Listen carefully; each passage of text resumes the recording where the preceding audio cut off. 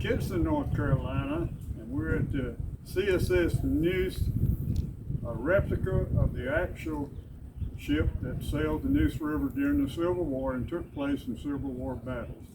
We're going to go inside, have a tour of the NEUSE. We'll show you where the crew lived, where the captain's quarters was with the galley, and tell you a little bit about the history of this great ship.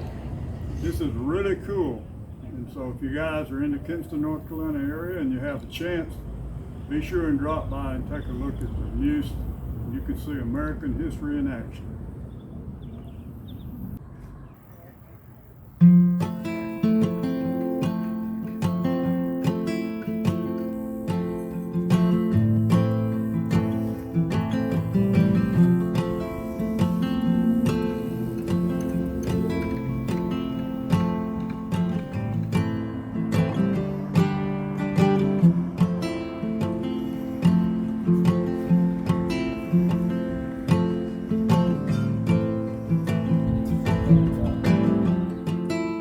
Okay, we have Mason with us.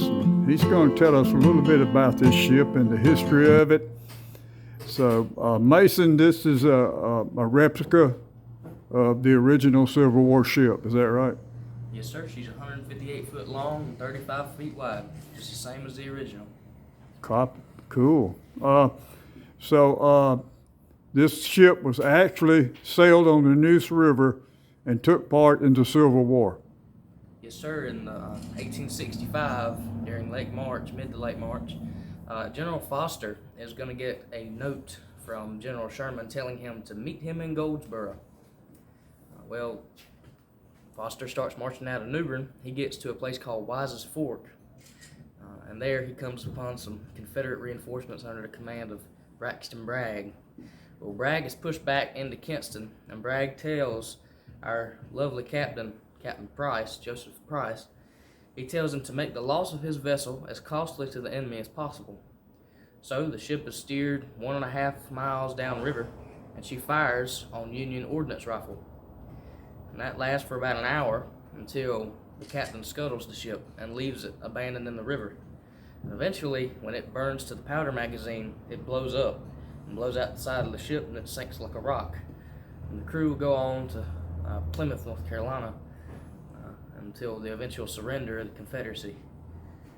Oh, that's pretty cool. So how many crew members were on here?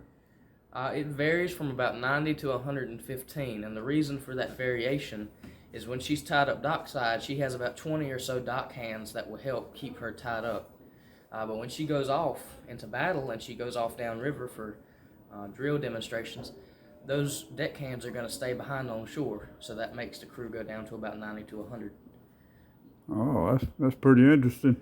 So what time frame was this ship in use?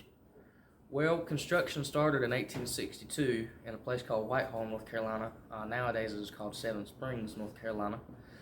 The wood hull was completed there, and it was floated down to Kinston, North Carolina. And in Kinston, that's where she receives her iron. And by 1864, the spring of 64, she's ready for battle. But she does not see battle, of course, until March 10th, 1865. Okay, that's interesting. So we're going to go downstairs and take a look at the living quarters. That's where the crew and the captain's quarters were. Of course, you're going to have crew, captain's quarters, officers' quarters. You're also going to have your engines. Now, we do not have a pair of replica engines. It's hard to find such things, but we do have an actual boiler from the 1870s that's going to be about the same model that was on the NEUSE. So you'll get to see just about everything that would have been on the original.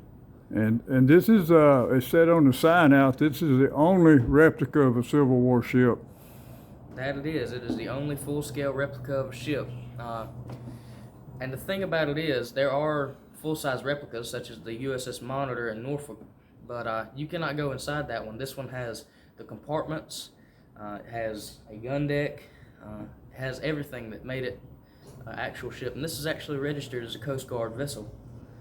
But yeah, so this is really cool. Okay, we're going to go down and show a little bit about the living quarters and where the men stayed at, And so we'll see you down. Thanks so much. Of That's course. very interesting. And we appreciate it. And we're going to go on down and have a look. Plate works the chain in the center. Oh, So it's, okay. you just gotta.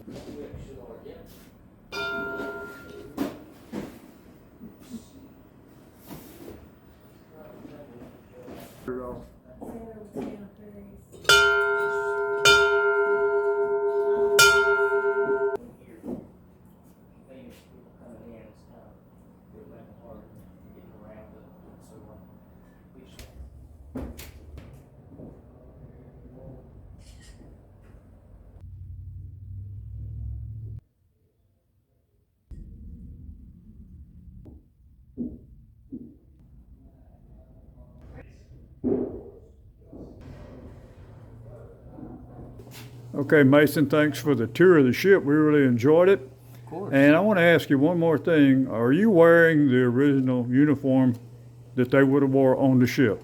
That I am. I'm wearing what the average private sailor would have been wearing. Now, the Confederacy did not have money for extra things like sailors' hats, sailors' clothes. So this hat that I'm wearing right here is a Union cap, but I have a star on it. And the reason for that star, just a hand sewn, nothing fancy, is because if I ever boarded another enemy ship, I'm wearing a Union cap. So if there's a Confederate and he's scoping out men and all he can see is their cap, I have a star. He knows that I'm Confederate. That's the way that they recycle these clothes that they still have from the Union Army. Wow. Now the jackets, now this is what we refer to as a cracker jack, and that term comes from World War II. But these are just sailors' blouses.